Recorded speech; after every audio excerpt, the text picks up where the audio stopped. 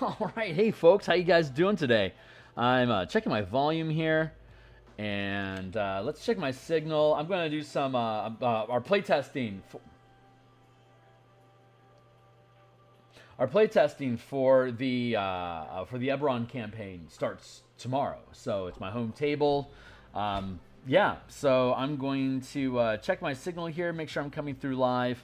And then I'm just going to do some prep work. Yep, sounds like we're live. Excellent. So I'm going to first boost my signal across the interwebs so that I can let folks know that I am live if anyone is interested. And if you are, thanks for being here. If you're catching this stuff in the future, hi future. I hope everything is still going well. So we're going to, I run Dungeons and Dragons campaigns from level 1 to 20 in about 200 to 250 hours. And so we just recently, my home table just recently finished our most recent owned air adventure. It was a Groundhog Day campaign where they spent the entire 20 levels reliving the same day over and over and over again, and that was an epic campaign. But that was a very episodic campaign. It was incredibly serial. There was nothing episodic about it. So we're doing a hard shift in gears, and since the Spelljammer book that I've been creating is nearing publication, we all are kind of in that Spelljammer sort of frame of mind. So shout out to the Eberron Discord community and the Spelljammer Discord communities. Hail to the Spelljammer Preservation Society, great subreddit. I'm on Twitter at Phil Kearney. If you're on the Twitter X platform still, best way to help channel's growth is to like, subscribe, hit the bell icon to get notifications, and the full playlist of the previous 13 episodes of us developing this on Lunch Stream is here for you guys to check out. And hey, Dante, how you doing? Thank you for making this, by the way. It's going to be really useful once published. Seriously, really? Because I mean, thanks. Whatever it is. I mean, I'm not sure if you're talking about the Spelljammer thing or if you're talking about the Eberron campaign that I've been building. But they've both been an utter thrill to create, and I feel blessed that these ideas are being mused and channeled through me I'm an artist, right? Artists, we live off of inspiration, and over the past 30 years, I've gotten really good at being able to turn off my brain and let the intuitive movement flow through me, and it creates pretty pictures and neat ideas. So it's in a lot of ways, I'm as much of an audience member as I am the producer of this stuff, because it really is just being flowed through me by a very Grecian muse that lives in my heart. And so it's beautiful to be able to live a life where I get to express these things. And I know I'm not curing cancer or helping people walk or anything, but I like being able to reframe ideas and having people think of looking at things that they love, look at it in a different way. That's also super cool. So thanks for being around, Dante. I really appreciate you. So we've been building this Eberron campaign here, right? And for the past 13 episodes, we've been basically hammering out difficulty, target DC numbers on a scale of 1 to 10, which is maybe unironically like completely on point with the whole idea of bounded accuracy from 5e's core tenets in the first place. Where we're just basically using ability checks within bounded accuracy on a scale of 1 to 10 to determine how difficult a task would be to achieve, and then making an ability check out of it. And if you're familiar with this process, it's very Numenera or Cipher system in design, and that you assign a difficulty. If you can hit the ability check, then you start whittling down the problem. If it's a difficulty 5, you need a total of 5 cumulative successes.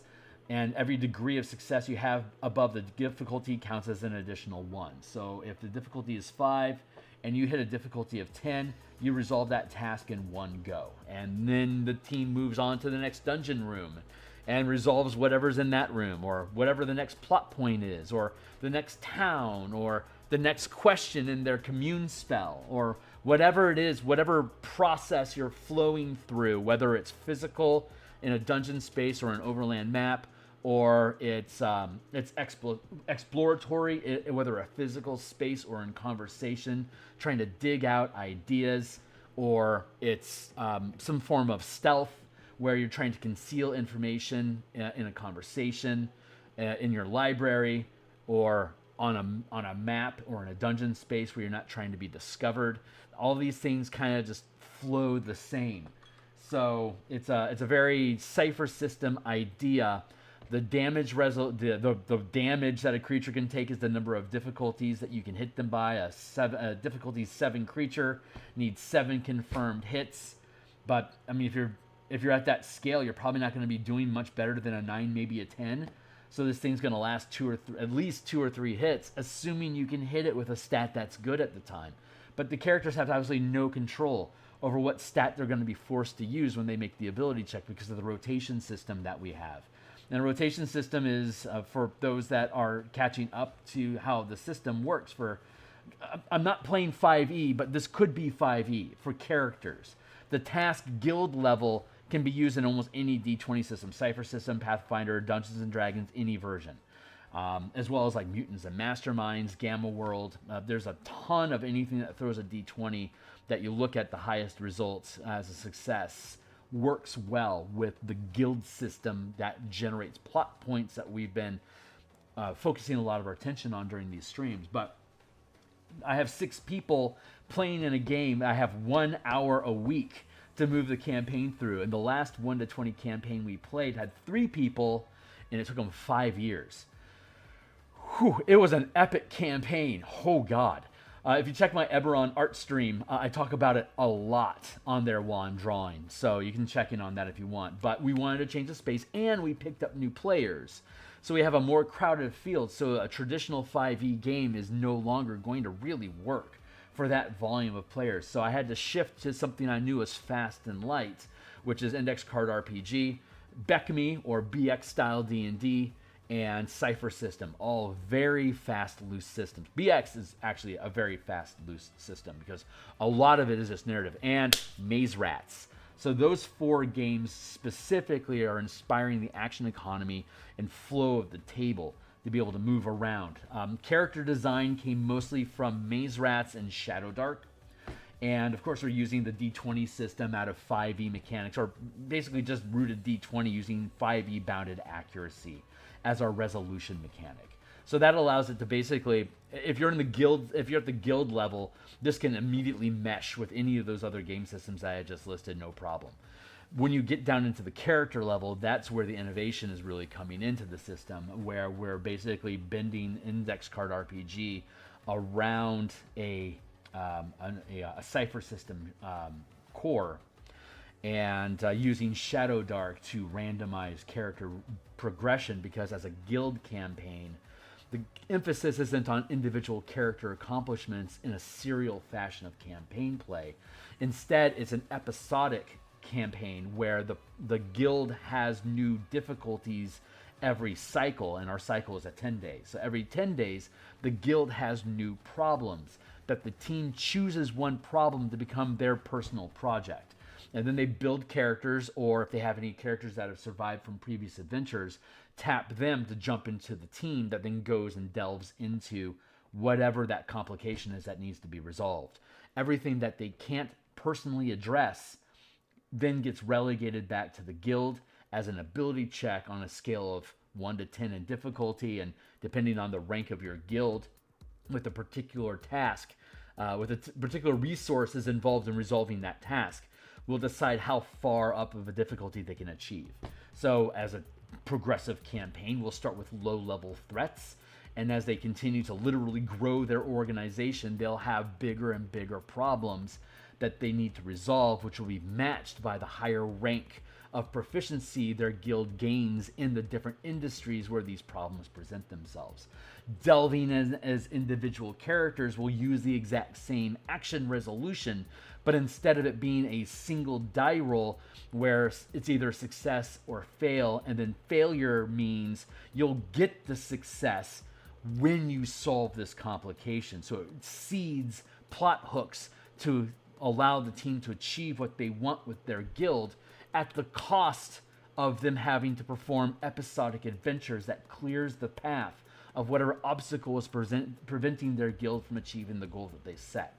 So they take these incremental steps in gaining power and achieving goal and clearing obstacles from the battlefield so that their organization can continue to bloom and grow in the path or specialization or interests that emerge from the story that's presented by the challenges that the team overcomes to hit whatever their next goal is. This style of play will allow us to add and drop people from the campaign in a West March style, which we'll need to have in an inclusive game space and a work environment where pretty much anyone is allowed to play if they're interested. It's just a matter of how much contention can you get at the table.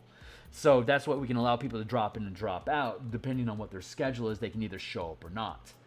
And then on top of that, since it's episodic, if you leave the game, you won't feel lost because you can just sit down at the table. What are we trying to achieve today? Because outside of today, it doesn't matter other than what kind of an impact it's going to have on the guild as a whole over the course of what will be serial, which is the seasons of television that they're playing, with each episode of TV taking 3 sessions, a 3-hour block of time. And then we'll have a 4th episode where whoever shows up steers the direction of the guild and makes all the guild rolls to see what they succeed at automatically or what creates complications. And then they choose which complication they're going to decide, which sets the pace for whoever shows up at the table for the next 3 weeks. They just sit down with their character, or they just random up a character in 2 minutes and say, what are we tackling? And then they just have at it with the rest of the team and get as far as they can over the next 3 weeks. So that's the idea. So character generation down here, they have a rotating stat. They have their strength, dex, con, intelligence, wisdom, and charisma, which are broken up into 3 separate facets of power, competence, and resilience. So power is strength and charisma. Competence is dexterity and intelligence. Constitution and wisdom makes for resilience. You're proficient in one of these things. Rank 1 is rank 0 when your characters are still defining what they are and they don't cost anything to recruit. Then they have a +1 proficiency bonus. By the time they get to 5th rank, they'll have a +6 proficiency bonus, which is what you're used to from D&D. Then you add whatever their stat spread is. They have a 3, 2, 1, -1, -2. That's their stat line. You could roll which one is which, or you can just pick them, whatever you choose. So one facet you have proficiency with. You have all 6 of this is the stat array you have to have. Then you have a racial modifier, which will improve 2 of them. And so you couple with your proficiency modifier, your stat line, and your bonuses from your race. That is going to determine what your ability check bonuses are. Whenever you use one facet, you can't use that facet again until you've used the other 2. So you could choose power, and you can't use power again until you choose competence and resilience. So if you've used power and competence already, you're forced to deal with whatever your next die roll is using resilience. So you make actions. It's a turn-by-turn pace, so I just go around the table in rotation, and we just rotate through it. And the next time we have a rotation, I start with the next person in line, and we just keep rotating through. So it's just a wheel of initiative where it's your turn. Okay, you do that thing. Here's the reaction from the world in response to the action that you just took. You have a difficulty 5 task on your hands. You got a difficulty 7 success. Great. You whittled down that 5-point problem by 2. Here's its response. Make a saving throw against difficulty 5, which we know is going to be a DC of 16. So they're going to, if they just use power to deal damage to that threat, they now have to use either competence or resilience to make their saving throw against the attack that comes in. That's a very 4E, that's a very 4E approach where you're attacking the ability scores, not like a set armor class. So the DM is always assaulting you, and you're always rolling dice to make your save against. You always know the difficulty, you always know the target number that you need, but you don't necessarily know which stat you're going to roll. That's where the randomness comes in. So every time I make you make a saving throw, you have to choose an ability. You have to choose an available facet. Once all 3 facets have been used, they all reset. You can use whichever facet you want. And then, if circumstances allow, you can roll proficiency die to give yourself effort. You could, like a combat character, can always use effort when they're making defense rolls because they're tough to kill. They can sacrifice an action to gain effort when they make an attack roll. An espionage character can always use effort when wait a second, when can espionage? Here's your list. Espionage. Here we go. Whenever you roll a defense, just like with the combat character, espionage characters can always get free effort to roll defense. They can sacrifice their effort to gain a third. You get 2 actions. Only one can use effort unless you get free effort, and then you can use it twice. Like attacks always require effort, and you can only make 1 attack per round. Casting a spell always requires effort, and you can only cast 1 spell per round, even though you get 2 actions. So I could like object interact or do like something light that doesn't really require effort, and then I can do something that does require effort. But this character can sacrifice that effort to do a third thing that doesn't require a lot, like open the door, raise my shield, and then quaff a potion. Like that might be the three actions I take with my turn. Who's next? So that's how that goes down the line. Free effort to interact and observe objects, as opposed to the Delver. The Delver has free effort to interact and observe environments. So whenever a Delver is looking at any kind of environment or like a situation, they don't have to, they get free effort to do that as an action. So you could soak in, like, what's the environment like? Roll with effort. I have a second action.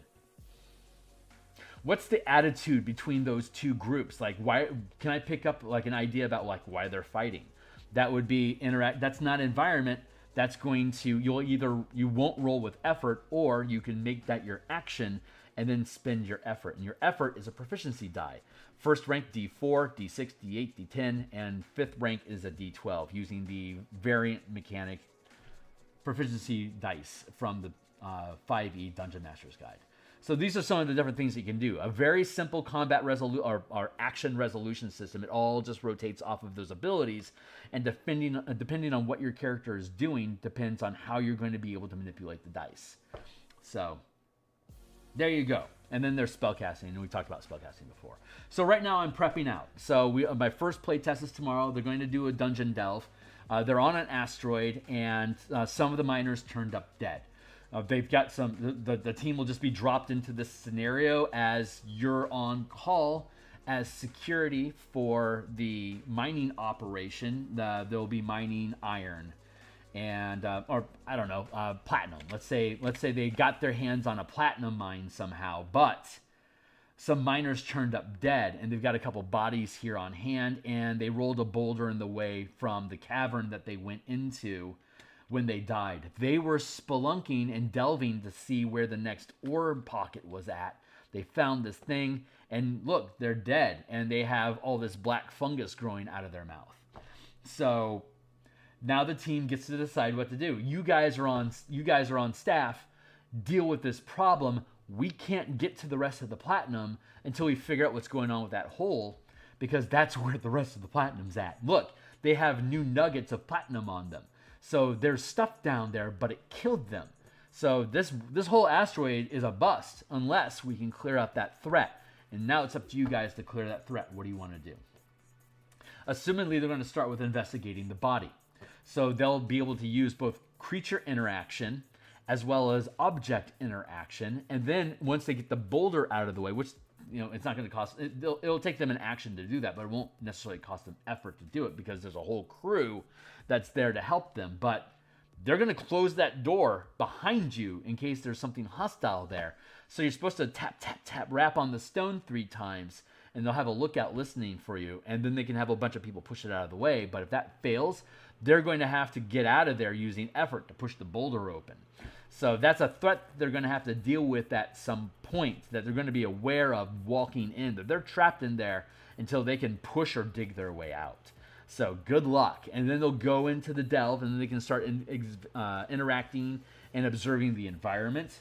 And they'll run across whatever it is that caused that fungus in that dwarf's mouth. So apparently some sort of deep, underdark, kyber-based monstrous creature or fungus, nasty, poisonous something that's deadly, that they're going to have to figure out how can they resolve that.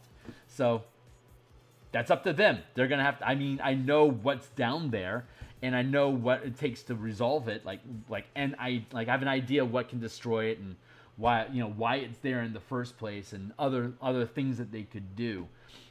But it's going to be up to them to discover that shit. So they'll just be making ability checks to rotate through things. It's like, yeah, I want to use resilience to taste the stuff, to see what it's like. And if there's any kind of poison or anything, I want to hopefully resist that stuff. So what do I assess from that? And you eat the stuff, and yeah, you can feel it crawling on your tongue. It's some sort of pseudo-sentience that you're dealing with. They're like, oh, God, that's creepy. Okay. And then they go on with that. Or like if they completely botch the roll, it's like, yeah, that has a sentience thing to it. Oh my God, it went down your throat. Give me a saving throw versus poison. And now that character's been infected with this stuff, and they'll be on a timer, maybe. Like if that was a complication that created because they botched their taste test, I can now get to do something with them swallowing some sort of foreign thing. But if they succeed their die roll, it'll never come up. But that's some of the malarkey that I can pull as a DM in improvising new obstacles and complications based on what I know about what's down there. So that's what we have going on. I feel pretty confident that with only an hour of time and it basically being, I mean, my role as a DM and during investigations, and almost all of my campaigns are investigation based. Like I am steeped in exploration. Like a good 70% of my games are exploration. Just poking at things, but I also consider conversations to be exploration because you have the ability to modify people's reactions and you can pick up on secrets or hidden inflections that might give away more information than they had thought, and a clever player or using the right, if you're using an investigation ability check system, that lets them unearth things that maybe, like a good journalist is able to fish information out of their sources that they didn't really think that they were prepared to give up, but well, here we are. That's what a good investigator can do. They can delve into the psychology of somebody to dig out information. And if that's the way that you frame your conversations with NPCs, then you can build exploration ability challenges out of any social environment. So you have loosey-goosey info dumps and we're just talking in character, but I could also be having you making ability checks on the side to feed you metadata about what's going on inside of that conversation while you're having it. And that then lets you lean into it, and like into insight versus investigation versus perception, countered against deception, persuasion, and intimidation, which you can freely switch. Like you can intimidate people without threatening them, but you are attempting to push them away. Like you can use your force of personality. Like if you have celebrity, for instance, celebrity, it can either use intimidation or persuasion. They can't use they could use deception, but like if they're trying to use their celebrity to, yeah, you could use deception in that sense too. But I think like if this is somebody that impresses you and that you've got stammer tongue around because of who they are to you, they can use intimidation on you by basically pressing their force of will onto you to get you to do what they want, because you just, oh boy, I just want to be everything for this person. Like that's not deception, that's just force. It's not persuasion because you're not persuading them, you're forcing them into this action. That is to me the essence of what intimidation is. Intimidation can be good. Jesus Christ could have used intimidation on people while he was talking on the mount just to keep their focus, like pushing an idea. You see those politicians that use punchy rhetoric that force you to agree with a stance that they have. Yeah, of course I'm not a terrorist. I want good for our people. Like obvious yes answer type stuff is more intimidation than it is persuasion. Persuasion would be posing an idea that you could potentially argue against, but you frame it in a way that makes sense to you. So I've actually changed. I'm not forcing you or bullying you or God-smacking you into an action. I am overwhelming you with just raw logic, as opposed to deception, which is more... Deception and intimidation are more of emotional plays than mental plays.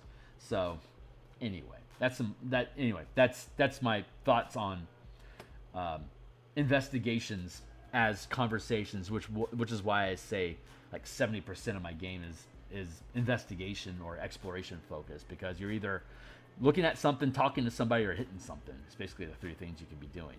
And I do 2 or 3 of those things for every one time that I do a combat.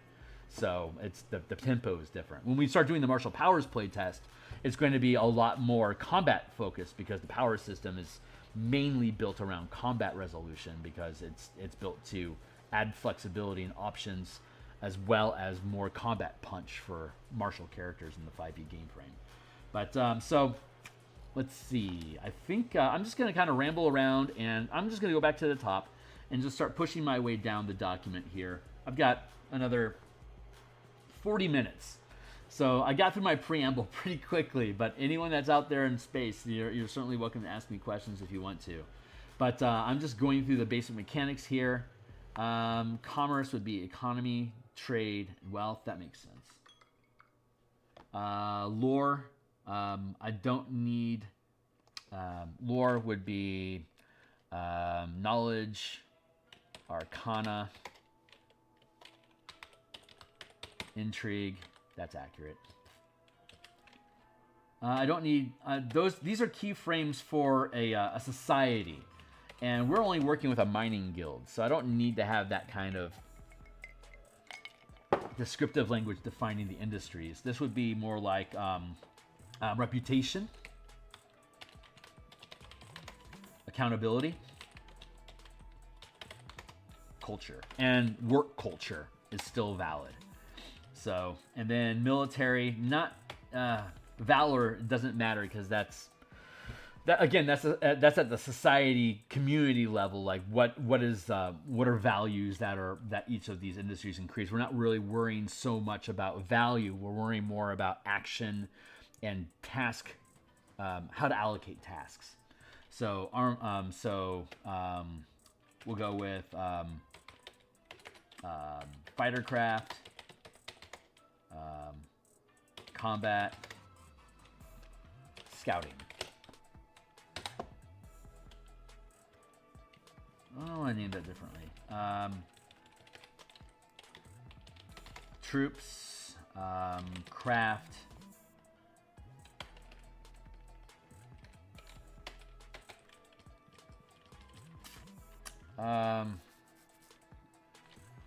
combat, scouting.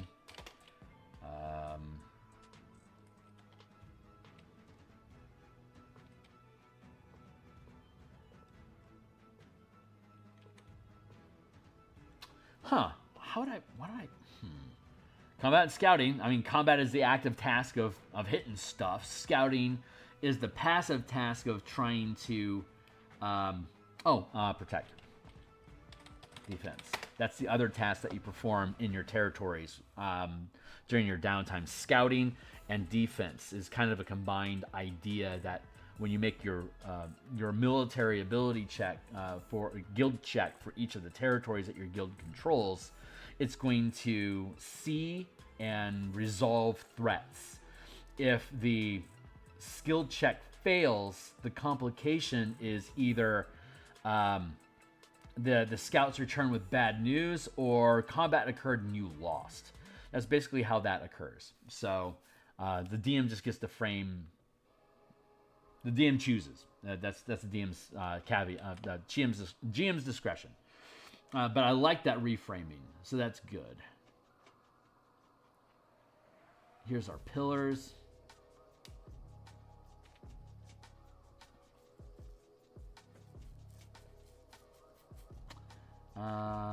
Resources invested, and then industry rank, yes, and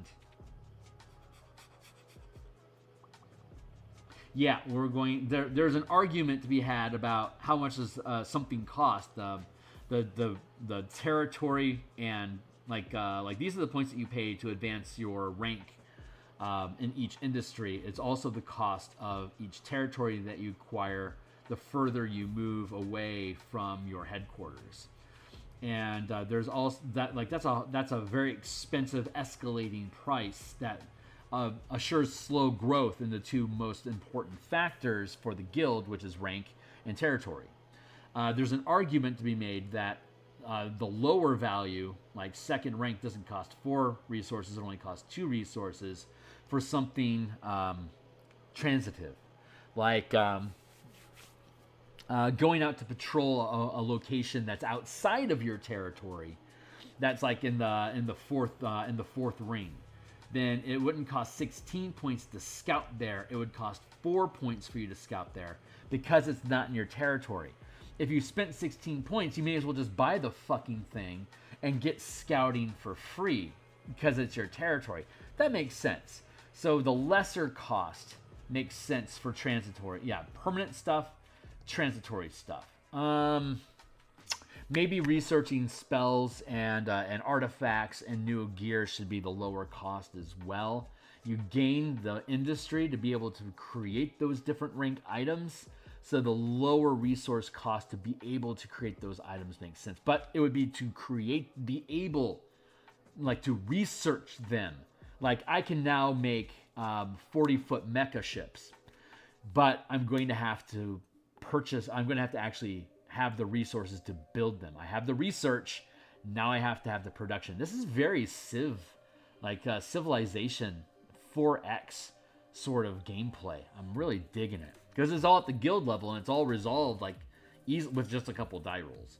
Like, what did the team want to do? What's it going to take to get it? Did you roll it? You didn't? Okay, great. You can't have that until you resolve this problem. Or, oh, you hit the number. Congratulations. You spent the points. You get the thing. Good job. And then you just move forward, which will now create new complications with this new toy that you got. I'm going to go use my new toy. Okay. Good luck with that. Okay. Well, you fucked up. So here's all the problems that you now have. And now you have to mitigate all that crap. So, yeah, I think that's good. So I want to look at, is it resources invested versus resources spent. There it is. There it is.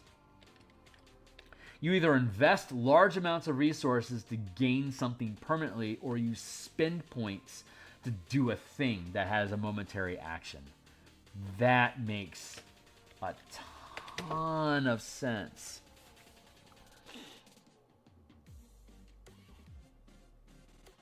Yeah. Yeah, I like that. And heroes, teams of heroes are spent because you expect them to get killed. They're expendable. You don't invest in teams, you buy teams. So when the team gets the third rank and their team gets wiped, for an individual team that they're currently controlling to gain ranks, they have to invest missions. So they start at 0 level for free, and after 1 successful mission, they're first rank. After 4 successful missions, they're second rank. After 25 successful missions, they're 5th rank characters. Each mission is 3 weeks. So to get here, assuming that their team never dies, it's going to take 75 weeks for them to get there, which is going to be a year and a half. Me running a campaign for them, compared to 5 years, a year and a half sounds like a pretty fun ride. But if that team gets scrapped at 3rd level, they could buy a new team and keep going for 3 points of resources. So they just spend the 3 points of resources. It takes a 3rd ranked character takes 4 minutes instead of 2 minutes to build. So they roll up brand new characters, and then they keep climbing. And then they can, once that character starts with, it just assumes that they'll start with 9 points. And so once they get to 16, which is 7 missions later, they'll get to 4th rank. And then another 9 missions later, they'll get to 5th rank. And if that team gets killed, then they can spend 5 points and always get another 5th ranked team back. But they'll have done the climb to earn it over time. So once they get there, they can just build new characters just like that. But the real power is going to be in all the things, all the assets, resources, and connections that they build as a guild that these new teams can buy into. They may come into a task that doesn't require more than a 3rd ranked team. So they're only going to spend 3 points to have that 3rd ranked team, because whatever level team they go in is the level of consequences they're going to create if they don't succeed at the task. So they could pick out a 3rd ranked task, a 3rd ranked complication to tackle with a 5th ranked team. But if they start botching up their rolls, they're going to be generating 5th ranked problems as a result of being there in the first place, instead of leaving it at a lower rank. So as they continue to gain ranks, they're going to have different rank problems that are going to crop up in different industries. And it'll be up to them to decide, do they want to throw a really big hammer at it and potentially fuck up all the machinery that required something maybe a little less intense. So that's an idea what we're playing with. But I like that idea. Each territory requires resources, distance from hub, 1, 2, 3, 4. Oh yeah, and it continue to hyperextend the cost. These are invest. Distance from hub, investment. There you go. Resources invested. Nice. Here's the result of your industry. Distance from hub. Each rank of industry requires resources. Industry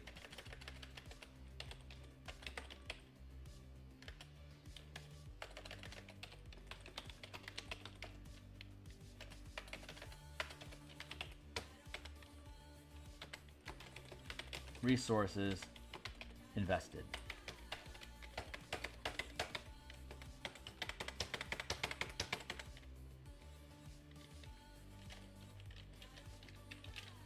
There. Nice. God, this is really just smoothing itself out. And then here's your industry ranks. Here's the die rolls that you make when you're making an industry check as a guild, as a downtime activity. Plot generator to move your team forward. I've chosen the tempo of every 10 days we're going to check in. So every adventure that they have takes place within 10 days.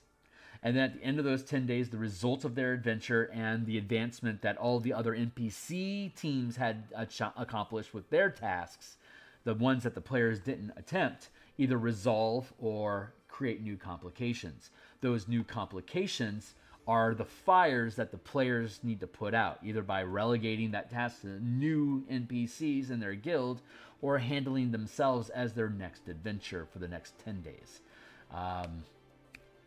Any threat that they ignore gets relegated to the guild automatically to be resolved with a die roll on top of whatever their normal territory stuff is. But if there's complications in their territory, they can't gain resources from it until that complication. If they have a complication with the asteroids they're extracting ore from, they can't get ore from there. So if the territory is under threat, then they can't get, but the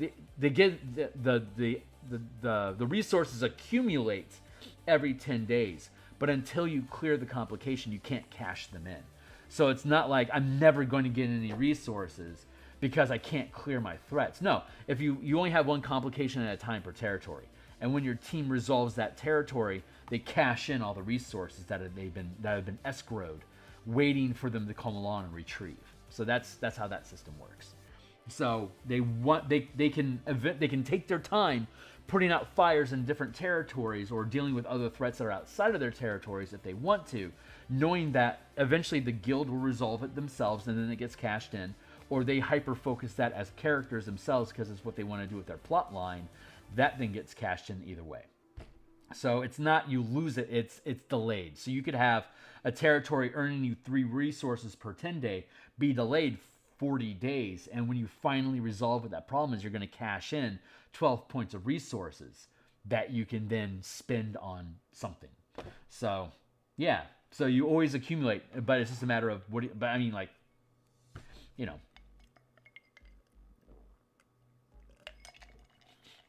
you spend those resources. If they want to re-roll dice, they have to spend a resource to warrant them re-rolling that die. They can buy inspiration points a la D&D 5e to re-roll a 20-sided die, but it will cost you a point of resources every time you do it. But when you do spend that point of resources, everyone on the team gets a re-roll. So if you have 5 people at the table today, spend 1 point of resources, everyone has a single re-roll. You can spend as many resources as you want to stack up all the dice, but anything that's left over at the end of the session is lost. So you don't want to buy a shitload of re-rolls at the beginning of your adventure if you don't need it. But as it goes along, you want to cash in those resources. And then you can allocate, and then you can do, depending on what kind of a mission it is, that determines how, like if you're doing an espionage heist mission, spending those resources can be expressed as flashbacks, where I spent these resources in espionage before we ran this mission, as a contact gave me information about how to, like, what's the combination to this lock. Well, I actually had a team find the answer to that, and I'm going to prove it by spending a point of resources. Now I get to re-roll my die, and if I succeed at the check, then I don't have the complication that I had, and the lock opens because I was correct, and I remember what the combination is. So that's how you can operate heists with flashback mechanics, a la Blades in the Dark, or its predecessor, and very cool, Leverage RPG. That's where flashback mechanics came from. So, and it's super easy to do in D&D with inspiration dice like this. So, I'm a huge fan of inspiration dice. Absolutely love them. When I run a serial campaign with ongoing characters, every time they have a session, they get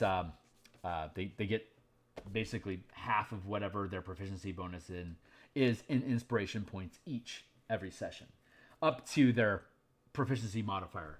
So, like if you're 17th level characters, you have a +6 modifier. You get three inspiration dice per session, and you can stockpile them, but no more than 6, because that's your proficiency bonus. So the team would collect a shitload of inspiration points, and when they had a particular problem they wanted to tackle, they would just throw shitloads of dice at it. It was awesome. It's like, well, this is important to them, I can tell. So when they finally got a number that was high enough that they were happy that they were able to get, then I make sure I make an Easter egg out of it. It's like, hey, here's a thing that you're going to get extra because you nailed that die roll with so much inspiration.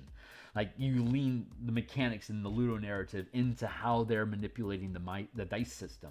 And inspiration is a great way to get key indicators of when you, as a DM, want to lean in and give them more than what they would have normally have gotten anyway. We had a dream druid on our team, and one of the perks I gave her for her background, she chose hermit as her background. So I blended the hermit with the dream druid, in that I made her background. Her background didn't really matter. I don't even remember what her perk was, but it didn't really matter for the game. So I gave her an alternate perk, which was you get a bonus inspiration die from the dreams that you have as a druid. They give you portents and visions of the future. And then whether you succeed the die roll or not, if you use your hermit die to try to re-roll that die, whether you succeed or fail with it, I'm going to give you an extra nugget of information that you saw in your dreams that was relevant to this thing that you saw yourself doing. I'll give you an insight connection to one of the plot points that you guys are chasing right now relative to whatever this thing is compared to that. So I could spontaneously create clues to mysteries by her using her hermit vision die to trigger inspiration die roll to re-roll the die, indicating this is something we really want to know something about. So if you had an investigation team, like if you had like an Eberron Inquisitor, that would be a really fun way to be able to flavor that Inquisitor while they're doing like mind magic to try to find lycanthropes or demons or whatever in society. It's a fun process. So you can do that stuff. So let's see. Acquisitions, passive loyalty. Let's see. 1 free roll per 10 day to acquire an asset. Oh wait, that's 1 free roll per 10 day to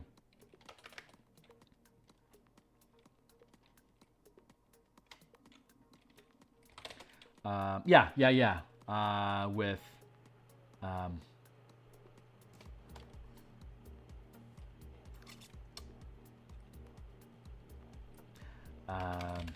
one free what am I trying to say?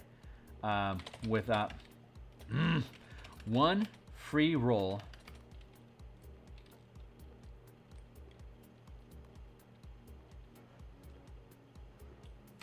instead of spending resources each 10 day. There you go. So it's you get a free roll. We were looking at investments. Does not apply to investments. There you go. So we have investing and we have spending points. So you get a free thing without having to spend points. 1 free roll. That's what it is. 1 free roll per 10 day without spending resources. Does not apply to investments. There you go. Let's see. Choose purchase. choose spend, make check.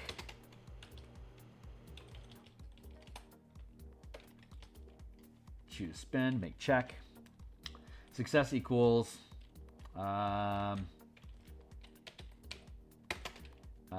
gain asset. Complication equals can't gain asset until complication equals delay access, delay asset. There you go.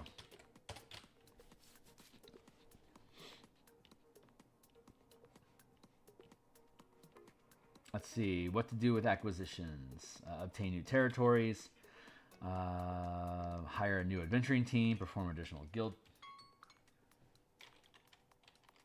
Perform, oh, that's what it is. Perform territory tasks outside. No, that's not really an acquisition. Obtain new territories, hire a new adventure team.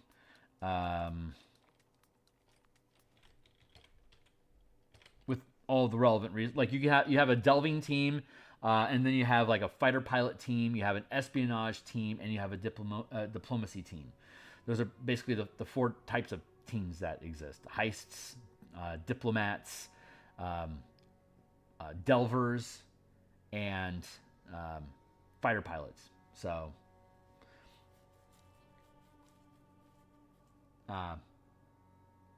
we'll say mecha pilots are kind of the same thing, because there's going to be troop combat at the scale of giant robots, which you can opt into. You can start with fighter craft, and then you can opt into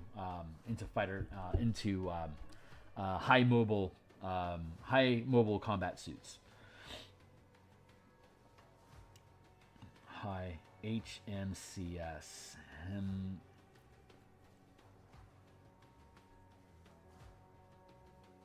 Mobile MCS, mobile combat suit, MCS mix. I'll call them Mickeys. Hire an adventuring team. Let's see, territories, teams, artifacts, research. No, equip artifacts, because you can research, equip artifacts and rituals.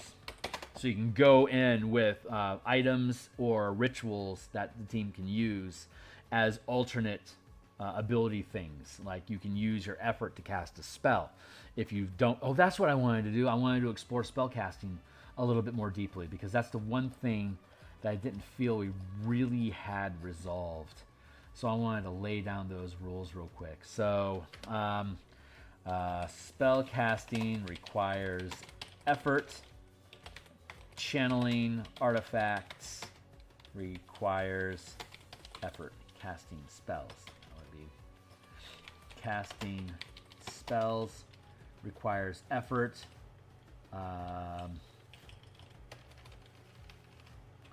Using artifacts requires effort. I know it's true because of the same length. So let's see. Against targets. Against difficult. What's the word I want to use? It could be a creature. It could be a scenario. Against difficult. Oh, against challenges. That's what it is. Against challenges. DC equals difficulty.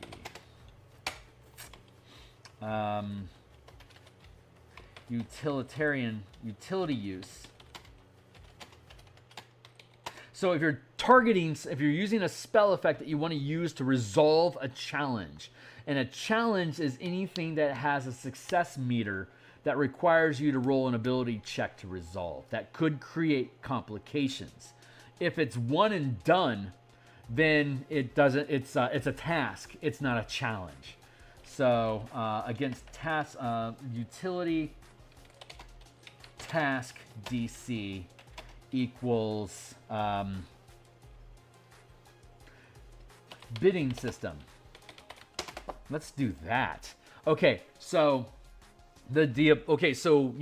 items work until they don't, in a very dungeon crawl classic style. And that if you have an artifact or a spell, you make an ability check whenever you use it because they require effort. You could also get to, they don't have to necessarily.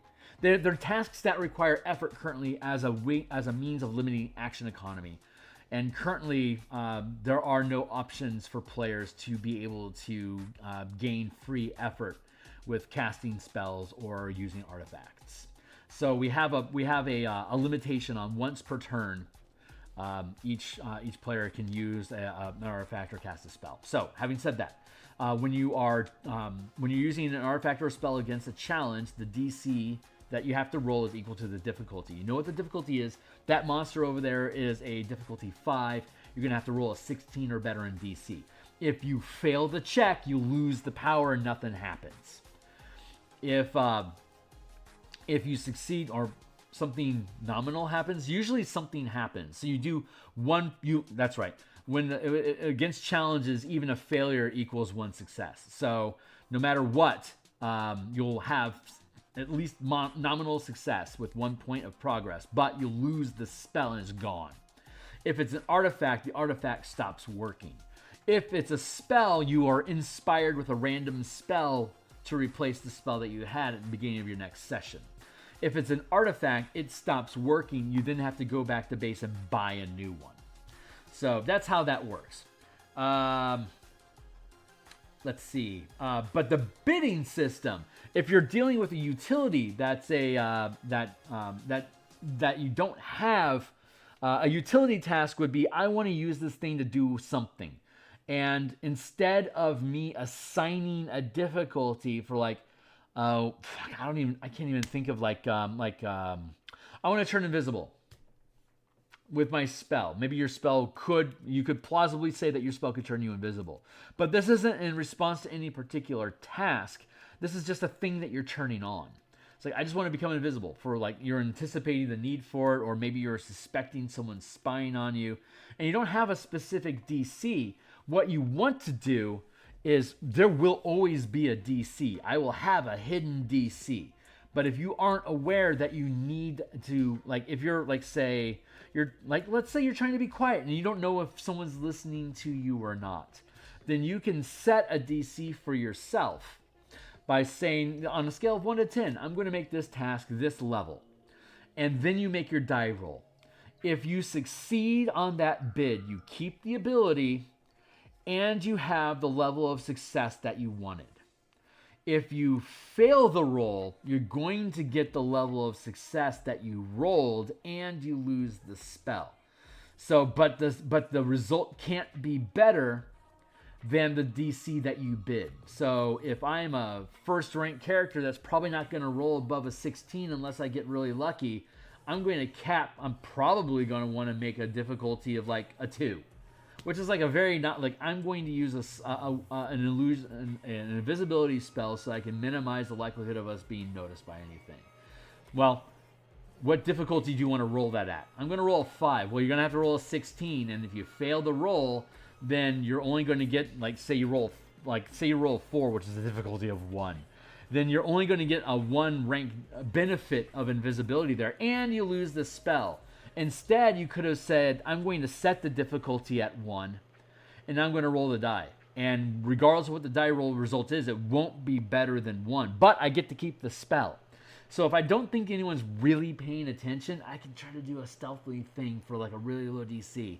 But if I as a DM know what the DC is of the Archmage that's actually spying on you with spy drones, I actually know that Archmage's difficulty is 7. So if you happen to roll a 22 or better on your check, not only have you maintained your level 1 difficulty to be able to keep the spell and offer a nominal level of success, but the die roll that you got is actually good enough to fool the Archmage that's looking for you with its difficulty 7. If you knew specifically that you were trying to hide from an Archmage, then your difficulty would be a DC 22. And if you fail that die roll, the Archmage now knows that you're attempting to hide from it and you failed. If you rolled the 22, you know that the Archmage is looking for you. You've successfully hidden from them and there's no complication. But this Archmage hasn't found you, so now it's increasing its efforts, which will create a potential complication for you, which is the next round of me having the world respond to you. Hey, Ken, how you doing? And now I'm running the Cypher stream from them on that day. I need more meat. Oh my God! If I could clone myself, I am okay. Here's my theory. The theory of alternate realities and infinite worlds, right? Okay, so let's assume this is a simulation, and we die. When we die, we get to go back to wherever our source was from, and we get to upload all the different realities of ourselves, where, Ked, you were me and I was you. So now I'm building Cypher system stuff and running a game, and you're building this malarkey eberron Spelljammer stuff, right? And all the possibilities in between. And I get to correlate all that stuff. You get to correlate all that stuff and see what all could have been. And our heaven bliss, our eternity is basically cycling through that stuff and being able to basically have a beer with all our friends in eternity. It's like, oh yeah, that was a good one. Holy crap, that was a good one. And when you get bored, you wipe it all out and you try something new. I was amazed at how well. If you haven't seen The Good Place, I won't provide you spoilers, but that metaphysical concept comes up at some point, and it's very, very funny. Good Place is an awesome sitcom that has really deep philosophical ramifications that are really fun if you think about. So, clone spells, please. Yes, absolutely. So yeah, okay. So that's our resolution system there. If the team doesn't have something that directly challenging them, they get to set what their own challenge is. And if they succeed at the challenge, they keep the spell. If they botch the challenge, they get whatever result it is that they got, but they botched the challenge. So if you set your challenge to 10, hoping for a miracle, if you can't roll a 31, then that's a dumb miracle. You're going to fail. So,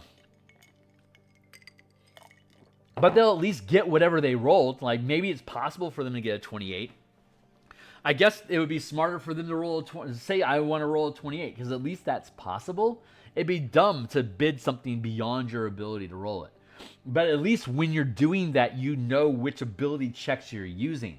When I make you respond to a threat, you don't necessarily know which ability check you get to use. But when you're being proactive like this, you know that you have charisma and strength in your roster right now. It's like, well, I'm going to do this thing, but my charisma is decent, so I could probably roll a 13. So I'm going to go ahead and bid myself at a task of, what is that? -1 is 12 divided by 3. That's a difficulty 4. So there you go. We'll give that a shot. See if I hit it or not. And I either do or I don't. There you go. So where are we at? 58 minutes. Spellcasting was honestly the last thing I needed to resolve, and I'm really happy with that. I think the rest of this stuff, I'll be able to figure out like how deep it needs to go, but we resolved industry investments versus spending, which was the question we had about how do we know when to spend so many points. We know an investment is something that's permanent, that we always have access to, while spending is something that we get that's temporary and we can lose it. Artifacts, an additional spell in our book, a combat team, a flight of a squadron of fighter craft. These are generally considered things that you can spend resources on because you can just replace it right away. A territory and guild levels or ranks, those are like permanent things that you invest your resources into. So the resource cost is higher for investing versus spending to get something that you can make use of and is gone. Kind of like buying ciphers. So that worked that out. We already have the mining operation figured out with the die roll equal to % of rock that you mine. And when the rock runs out of percentages, even if it's still in your territory, it's not worth any points to you anymore. We have the value of ore that you're extracting from different asteroids. We have how likely each level of ore is going to be in orbit, depending on how far away you are from hub, and the percentage of it available for you to mine. Here's the ore type that you have.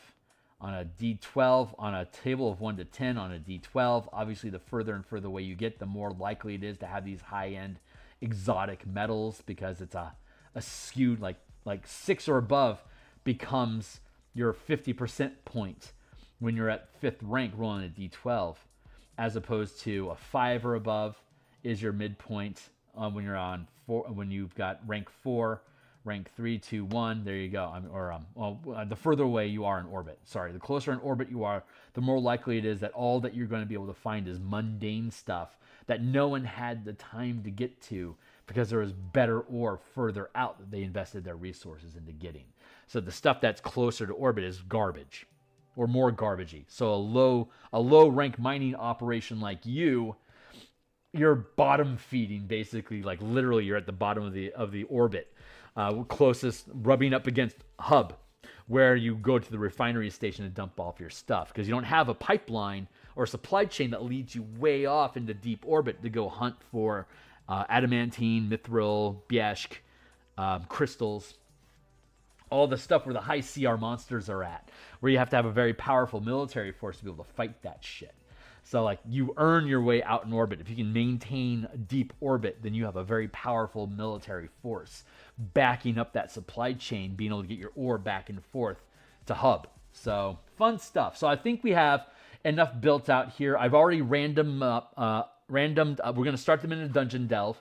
I was talking about that earlier on stream, about what the initial scenario is, where they're mining a platinum rock, a rare platinum rock this deep in orbit. They're lucky to get it, but something's killing. There's some sort of red stuff that's fungus that's growing in the mouth of the last spelunking team that went down to find where the next ore vein is at. They got killed somehow by some sort of fungus something. So now your team has to figure out, how can we clear the fungus out so that the team can go down, so we can actually get these rocks. And we have until it goes out of orbit. If the task takes longer than the rock is in orbit, now we're technically in open territory, or worse, someone else's territory, and now we're poaching.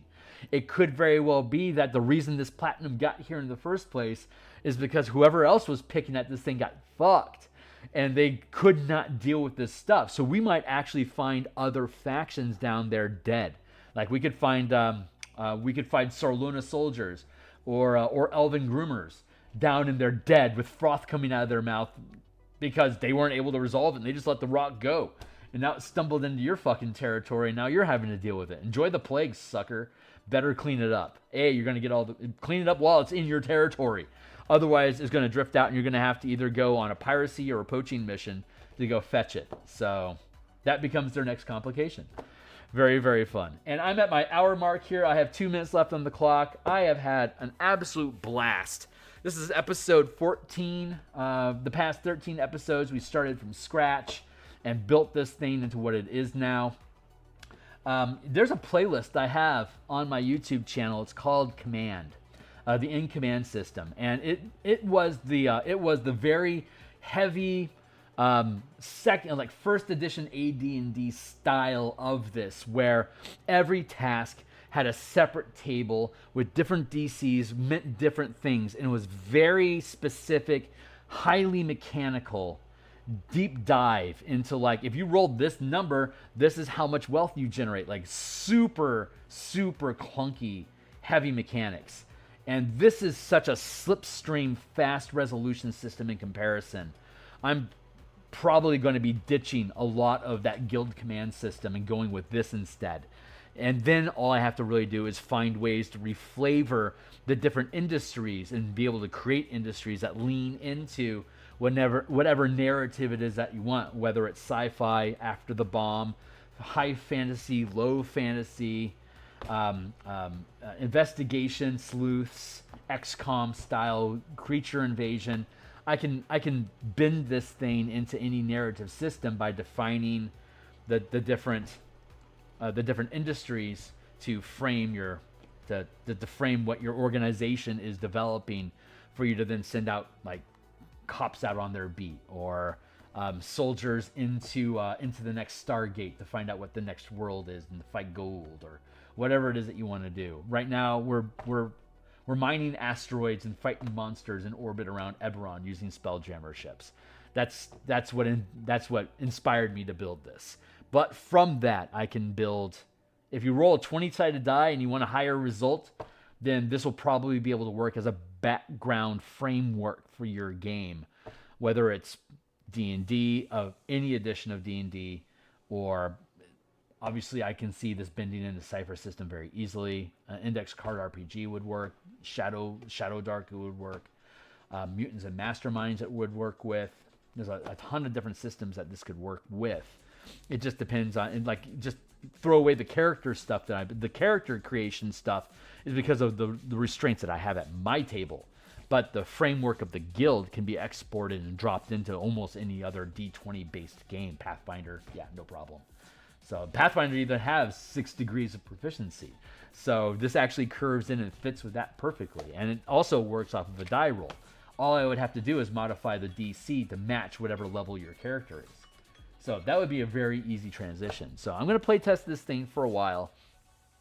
And if my table likes it, and if I'm able to inspire them to stick with it for a while, and they're legitimately having fun, then we'll come back and we'll contemplate this as a Kickstarter thing. And we've got these 14 episodes here on log already as proofs of concept for the design work. And since it'd be a Kickstarter and a DTRPG thing, I can openly share it without restrictions for people to be able to dogpile into and play test together. And if it turns out being a cool fucking thing, then if people would want to fund it, then we'll make a starter out of it. And then, like everything else that I do, I'll build out all the bones of it. I'll hire an editor. I'll make the book cover. I'll do all the artwork.